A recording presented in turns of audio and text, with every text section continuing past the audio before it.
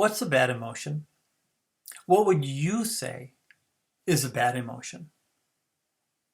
Oftentimes people list depression, anger, fear, scared as bad emotions.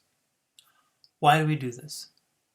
We do it because we feel uncomfortable with how it makes us feel, uncomfortable with what it makes us think, uncomfortable with how we express it. And so we blame that emotion for the choices we make about it. But the thing is, I challenge you to come up with an emotion that you can't find a good purpose for and a bad purpose for, a useful purpose for, an unuseful purpose, a functional or dysfunctional. Even when you think of depression, some people get depressed and they're like, I'm going to make difference. And so their depression motivates them to do absolutely amazing things. I mean, you could include perhaps Vincent van Gogh in this, and many other amazing athletes, actors, models, artists, writers, musicians. Because the depression is like, I'm going to fight against this.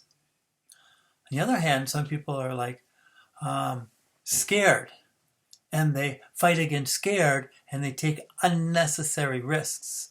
And so they're like wanting to prove themselves over and over, and it sometimes is amazing. An adrenaline junkie is challenging that fear constantly.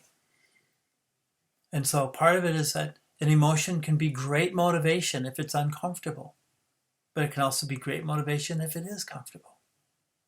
So I challenge you again, come up with any emotion and think for yourself, how can this work for me? How can this work against me? I'll use a different example. Imagine you have a knife, and that knife can be really useful in the kitchen. It can be really useful for carving, but it can also be dangerous in the hand of a 1-year-old or in a criminal.